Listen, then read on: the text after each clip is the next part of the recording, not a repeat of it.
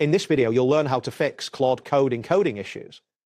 This guide will walk you through several steps to ensure your scripts and requests are properly encoded in UTF-8, which is essential for compatibility with various APIs. Begin by launching PowerShell. Once the window is open, execute the following command: console output encoding equals text encoding UTF-8. This command sets the output encoding for your PowerShell session to UTF-8. After that, input $PS default parameter values out file encoding equals UF8.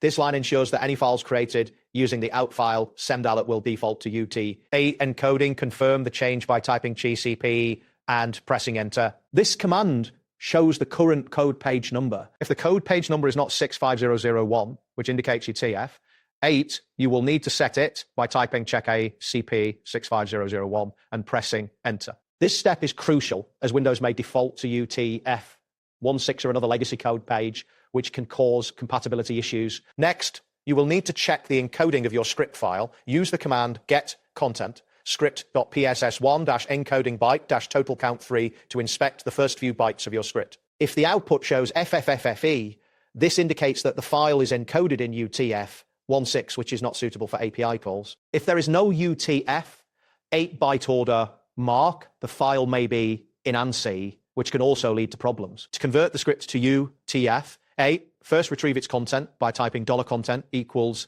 get content script.ps1. Then use set content dash script.ps1 dash value $content dash encoding UTF-8 format. This conversion ensures that your script can be processed correctly by Claude. When making requests to Claude, it is important to ensure that the JSON body is properly formatted.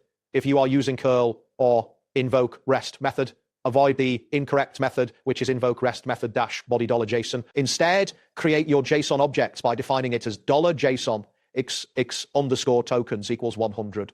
Messages equals at a rolex user content IE messages equals at side 1. Convert to JSON dash dep 5. This command builds a structured JSON object that can be converted accurately. Invoke REST method should be followed by specifying the URI, method headers, and body. Ensure you include dash body system. Text encoding UTF-8 get bytes $JSON. This conversion to bytes is critical. Without it, your request body may become corrupted, leading to failed API calls. If you are working within a Docker container, you need to ensure the container also uses UTF-8 encoding. Add the lines EVL11 equals sign C, UTF-8 and NENLC underscore all equal sign C.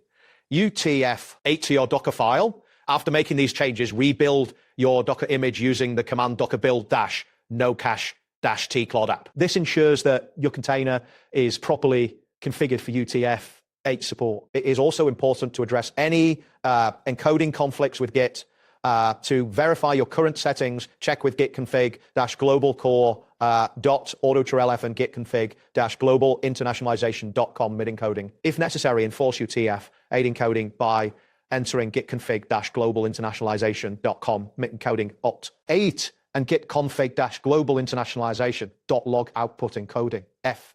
This adjustment helps prevent any potential issues when committing changes to your repository. Finally, you can verify that everything is working correctly by testing the output directly. Run the command Claude-V to check the version. To test multilingual input, use echo hello Sakdir Marish Habba Claude. If the output displays clean characters, your encoding issues have been successfully resolved. That wraps up today's guide. Thanks for watching and catch you in the next tutorial.